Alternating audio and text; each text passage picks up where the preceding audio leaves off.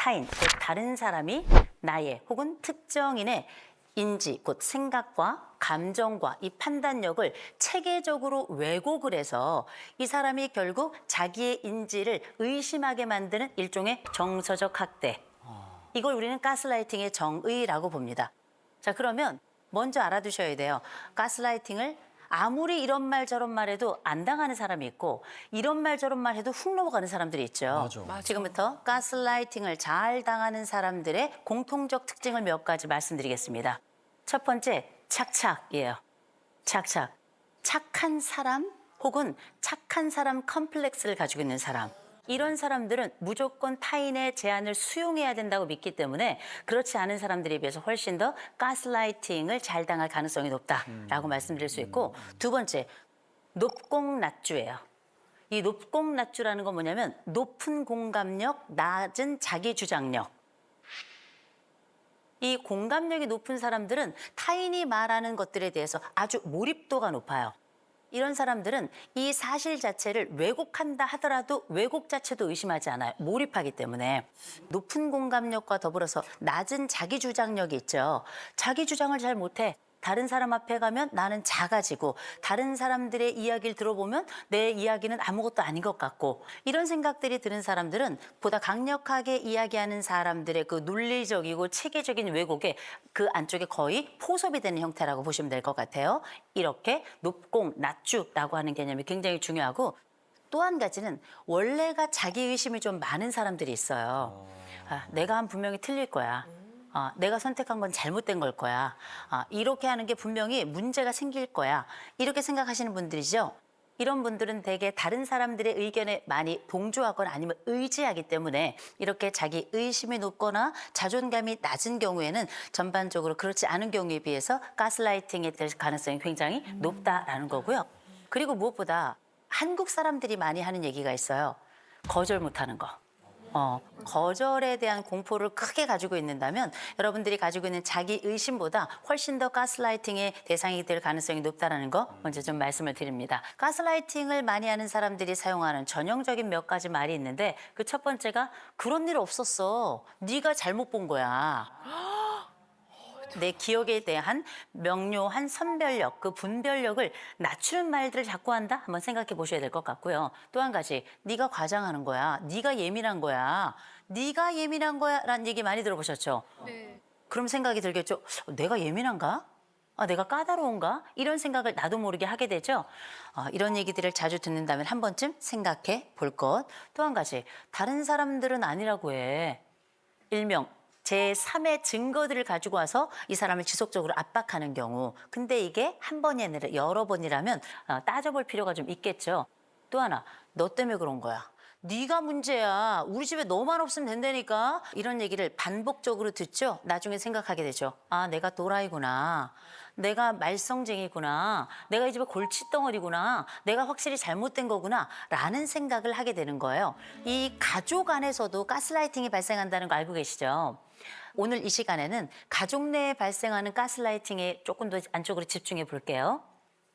일단 제일 많이 발생하는 거, 또 제일 많이 상담 현장에 오는 거, 부부 가스라이팅.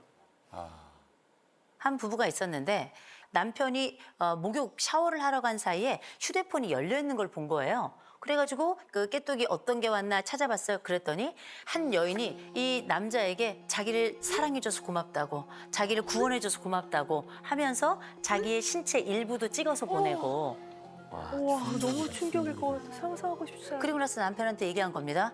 이거 뭐냐, 당신, 이거 뭐냐. 그랬더니 이 남자가 처음엔 우물쭈물하다가 이게 싸움으로 커지면서 나중에 이 아내를 폭행을 했어요.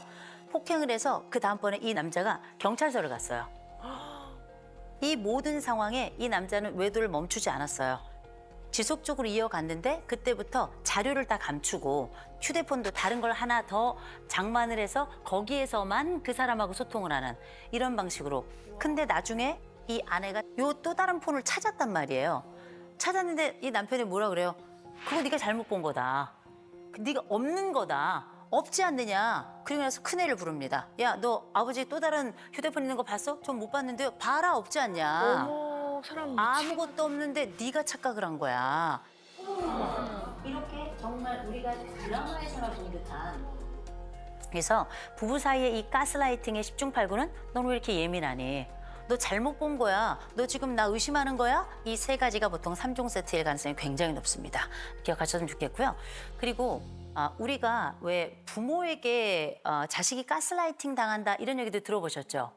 부모 자식 간에도 생각보다 가스라이팅이 꽤 있습니다. 여러분 잘 아시는 것처럼 마지들이 첫째들 많이 얘기하죠. 엄마 아버지 없으면 네가 책임져야 돼. 네가 우리 집에 첫째잖니, 기둥이잖니. 누가 누구를 책임을 져요? 둘 다 똑같이 어렵고 내가 너보다 그냥 이유식 한 달 먼저 먹은 것밖에 없어요. 그래서 부모님들 기억하셔야 됩니다. 각각 독자적인 독립체로 키워야 돼요. 한 아이에게 모든 걸 책임지게 하면 안 되고요. 그리고 아까 우리 잠깐 이제 말씀하셨던 것처럼 엄마가 얘기하는 거죠. 네가 뭘 알아? 엄마가 맞잖아. 맞아. 너 살면서 엄마가 한 번이라도 틀린 거 봤어? 왜 못 봐요? 맞는 것만 얘기를 해서 그런 거지. 그죠? 그러나 끊임없이 그렇게 얘기를 들으면 나중에 내가 성인이 되어서 내가 하는 건 틀린 거 아닌가? 엄마에게 한번 물어봐야 되는 건 아닌가? 그러면서 우리의 마마보이가 출연하게 되는 겁니다. 맞아. 외상성 본드, 곧 외상성 유대라는 게 있습니다. 이런 외상성 유대는 오랫동안 학대를 받거나 아주 오랫동안 가스라이팅을 당해서 이 세계 속에서 자기 스스로 어떤 것도 할 수 없는 사람들이 전형적으로 갖게 되는 일종의 병리적 융합 상태입니다. 그래서 마마보이, 마마걸은 전형적인 부모 가스라이팅입니다. 가스라이팅. 근데 우리가 이렇게 부부 사이에 또 부모가 자식에게 이런 쪽만 그렇게 가스라이팅이 발생할까요? 나이가 들어서 역가스라이팅도 발생합니다. 성인 자녀가 부모에게. 그래서 얘기하잖아요. 엄마 자꾸 뭔가를 기억하면 틀린 얘기를 자꾸 하잖아. 엄마 치매인가 보다. 어머머머머. 엄마 치매인가 보다. 어머. 엄마 치매인가 보다. 나중에 이 엄마가 내가 치매인가? 어머. 이렇게 생각하시면서 그 전에 그렇게 빛나는 눈으로 일처리를 다 했던 분이 마치 완전히 무기력한 사람이 되는 것처럼 하고 나머지 모든 일들을 그 아들에게 맡겼던 사례들이 있습니다. 이런 모든 과정이 가정 내에서도 발생한다는 걸 기억하셔야 돼요. 남편 얼굴만 봐도 막 너무 아무것도 안 한 걸 아는데도 막 너무 화가 나가지고 힘들었던 것도 무한 반복해서 얘기하고 좋았던 것도 이제 무한 반복해서 얘기하고 그게 이제 그만 듣고 싶어 얘기하는데 또 그 얘기를 하는 순간 갑자기 그냥 진짜 막 너무 막 화가 나요.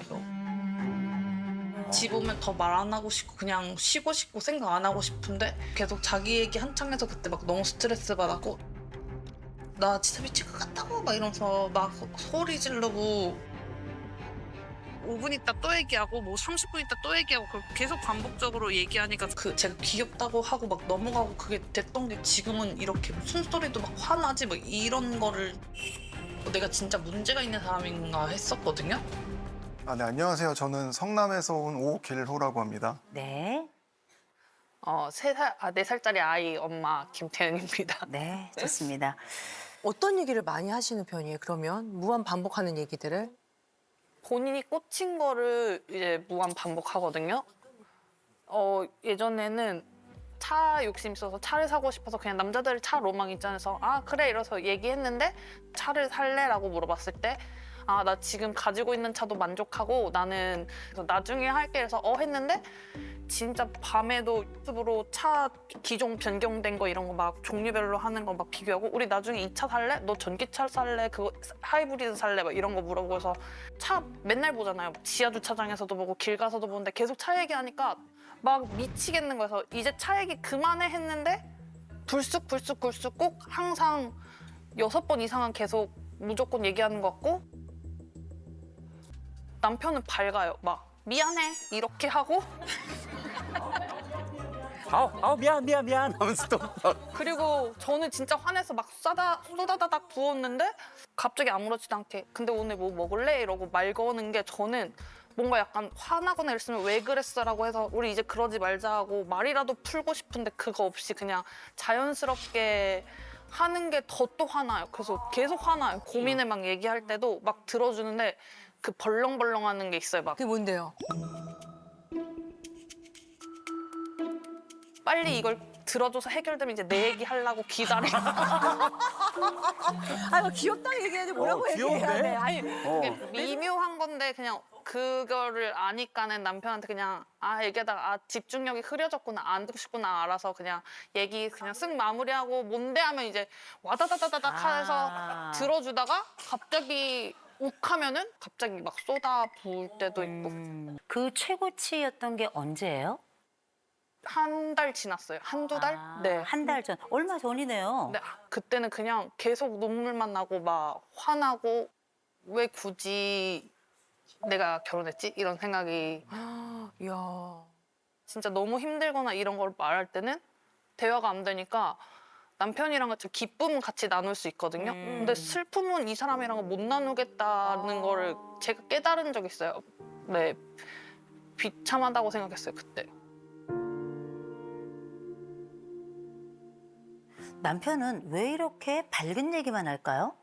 인생에 어두운 지점도 있잖아요. 그때 느낀 건 지독한 회피형이다. 그냥 혼자 그렇게 생각했어요. 지독한 회피형이다.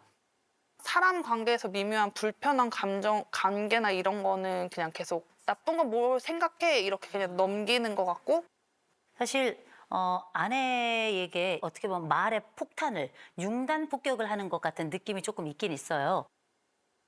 왜 이렇게 말을 많이 하세요? 저는 와이프랑 말을 하는 게 재밌고 좋은데요. 재밌고 좋아서. 아니 아내가 소리를 계속 지르는데 그때만 좀 피하고 소나기는 피하고. 개인적으로 그 스트레스를 좀 덜 받는 성격인 것 같아서 내일이면 풀리지 않을까? 맛있는 거 먹으면 풀리지 않을까? 그래서 뭐 내일이면 풀리지 네, 않을까. 그럼 이제 내일 아침에도 이제 근데 아내가 뭐라 그랬냐면 내 남편 말 많이 하는 거 상관없다. 내 남편이 내 얘기를 잘 들어주지 않는 사람이구나. 그런 느낌이 드셨나 봐요. 제가 뭔가 그 힘든 얘기를 듣는 걸 별로 안 좋아하는 것 같아요. 남의 뭐 감정을 굳이 뭐 그래서 저는 예를 들어 회사에 대한 상담을 하면은 그냥 회사에 놓고 와라. 개인적으로 그렇게 어떻게 그래. 그 얘기는 남편은 회사 일이나 이런 것에 대해서 아내에게 전혀 얘기하지 않나요? 아니 하긴 하는데 스트레스 이런 거를 크게 제가 와이프한테 말하는 거는 어떤 힘듦 이런 거보다는 상대적으로 개인적으로는 이제 뭐 좀 뭔가 희망 하고 싶다 이런 거라고 생각을 하거든요. 희망. 꿈을 말하면서 스트레스를 해소한다 그래야 되나? 뭐 그런 게 좀 있었던 것 같아요. 그 얘기는 현실이 아닌 이야기가 꽤 있다는 얘기네요. 대부분 현실이 아니에요. 대부분 현실이 아니에요? 네. 어. 뭐 강변북로 타고 다니면은 저기 아파트 진짜 좋겠다. 그런 얘기를 계속 던지는. 저 비싸겠지? 이러면서. 비싸겠지. 네. 좀 좀 더 와이프는 심도 있는 얘기를 하고 싶은데 심도 있는 너무 얘기요? 얘기가 너무 캐주얼하고 그냥 끝나다 보니까 그러니까 소위 말해 그 문제 해결보다는 일단 그 마음의 치유 뭐 이런 거를 좀 바라지 않았을까. 네. 치유. 일단 이 남자 죄 없다. 말이 많은 게 죄는 아니잖아. 맞아. 그죠? 말이 많은 게 죄는 아닌데 아내의 감정을 읽지 못하는 건 죄가 될 수 있어요. 아내가 남편의 말을 듣고 싶지 않다는 건 아니지만 내가 말을 할 때 이 말을 좀 들어줄 사람이 필요한데 남편이 이걸 듣는 게 힘든 거죠. 회사에 놓고 와. 우리 부부 사랑 꿈꾸자. 근데 이 남자는 몇몇 장점이 있더라고요. 아내를 좋아해요. 아내를 좋아해요. 마치 엄마를 좋아하는 아들이 엄마 나 이랬잖아 종알종알 되는 것처럼 그 아내와 함께하는 이 시간이 늘 기뻤으면 좋겠다라는 소망이 있는 것 같아요. 또 한 가지 이 남편은 말이에요. 아내보다 은근 불안이 더 높아요. 제가 지금부터 좀 설명을 드릴게요. 남편 자극추구 점수가 94점이에요. 새로운 것들에 일단 꽂히죠. 늘 신나요. 이 사람은 딱 하나 딱 꽂히면 옆도 안 봐요. 경주마 같은 사람이에요. 그래서 이 여자만 사랑하는 거예요. 이건 남편 입장에선 변치 않는 사랑이다. 이 말씀을 먼저 드려야 될 것 같고요. 그리고 남편이 대신에 사회적 민감성이 굉장히 높아요. 인정받고 그렇게 정서적으로 연결되고 이게 너무너무 중요해서 끊임없이 말을 해서 나의 불안을 줄이고 너와의 연결성을 강화하는 거예요. 이 사람 말 안 하면 아파요. 이 말이 멈추면 그때 이 사람은 인생의 위기가 온 겁니다. 그럴 것 같아. 이게 하나의 지표가 될 거예요. 근데 이 부부가 전 너무 좋은 게 지금까지 우리 이호선 상담소에 나왔던 분들 중에 성숙성이 두 부부가 이렇게 다 좋은 적은 없었어요. 근데 보세요. 이 아내의 자율성이 93점이에요. 굉장히 준치적인 여성이에요. 연대감 97점. 그래서 어떻게 이 집은 아내의 마음대로 가요. 남편 마음대로 갈 수가 없어요. 아내가 훨씬 더 주도적으로 이 집을 이끌어 갑니다. 근데 제가 이 지표를 보니까 아내가 책임감이 더 커요. 책임감에 대한 이 마음이 더 크단 말이에요. 그래서 늘 뭐가 있어야 되는 줄 아세요? 솔루션이 있어야 돼요. 이 문제가 생겼을 때에 대한 해법이 없으면 불안한 사람이라 남편이 10개의 말을, 주제의 말을 하면 10개의 답을 또 줘야 된다고 생각해요. 아내가 이걸 솔루션을 줘야 되는 일종의 의무감 같은 거, 뭔가를 해줘야 될 것 같은 강박적인 무게감을 느끼는 거거든요. 그게 스트레스구나. 그럴 수 있겠네. 아내는 지금 그것 때문에 힘들어하는 거예요. 엄밀히 말하면. 그래서 제가 말씀드릴게요. 우리 남편이 한 명을 우리 집에 좀 더 드려야 될 것 같아요. 한 명을. 그 사람 이름 알려줄게요. 이상대라는 사람이에요. 이건 상상인데 이상대? 이건 상상인데 오, 이건 이상대. 이건 상상인데 라고 얘기하면 아내는 이거에 대해서 솔루션을 줄 필요가 없어요. 우리의 현실과 우리의 이상을 구분을 해서 이 현실적인 이슈에 대해서만 반응하면 되는 거예요. 왜 이렇게 소리 지르는 줄 아세요? 다 해야 될 것 같아. 근데 어떻게? 난 그렇게 할 에너지가 없어요. 그러니 이 부분이 나누어진다면 훨씬 더 수월해질 것이다. 그리고 한 가지 더 중요한 게 있는데요. 이게 사실 남편에게 조금 치명적이에요. 이게 뭐냐면 하루에 남편의 핵심 대화는 20분으로 제한할 겁니다. 야, 창백해졌는데? 20분으로 꼭 해야 되는 얘기. 내 아내에게 꼭 해야 되는 얘기는 테이블에 스탑워치 있죠. 시계 놓고 그 20분 안에 얘기해야 돼요. 중요하지 않은 얘기는 그냥 돌아다니면서 아무 데나 하더라도 아내가 안 들을 거예요. 남편의 이야기를 들을 때도 아내는 집중해 줘야 돼요. 그래서 그 이야기들을 남편이 신나게 이야기하게 도와주셔야 돼요. 딱 20분이에요. 할 수 있어. 보세요. 24시간 견딜래요? 20분 견딜래요? 아유 20분 뭐 20분이 감사하지. 낫죠? 대신 나머지 20분은 아내 이야기가 시작될 거예요. 아내 이야기가 시작되면 우리 남편이 조금 해야 될 게 있어요. 그런 일이 있었어? 힘들었겠구나. 괜찮아? 이 세 마디. 아내는 공감이 필요해요. 이 여인의 이야기를 들어야 돼요. 왜냐하면 이러다가 병나요. 남편은 말을 못하면 병나잖아요. 이 아내는 내 안쪽에 공감을 못 해주면 병이 나요. 우리는 말의 양이 아니라 말의 질로 승부하고 싶은 아내랑 사는 거예요. 제가 아내에게 정말 드리는 말씀인데 이 여인이 화를 내는 것도 이 남자에게는 사실 위기예요. 위기인데 이 남자가 약간 둔하잖아요. 둔해서 다행이에요. 그쵸. 웬만한 사람 같았으면 본인이 우울증 걸렸을 거예요. 그랬을 것. 우리가 지금 이 테이블에서 이거 하고 있는 거 이거 좀 안 될 수도 있거든요. 가끔 욱욱 할 거예요. 그럴 때 본인이 생각해야 돼요. 잠깐, 미안. 내가 또 한 번 욱했네? 내가 조금 산책하고 올게. 스스로 이걸 인식하고 남편을 분노에 받는 사람으로 만들면 안 돼요. 애가 봐요. 여러분의 아이들이 봅니다. 참을성, 곧 우리가 가지고 있는 감정적 인내가 너무 짧으면 이건 아이에게 해로워요.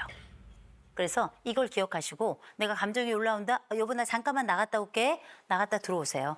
아내 괜찮을까요? 네. 네.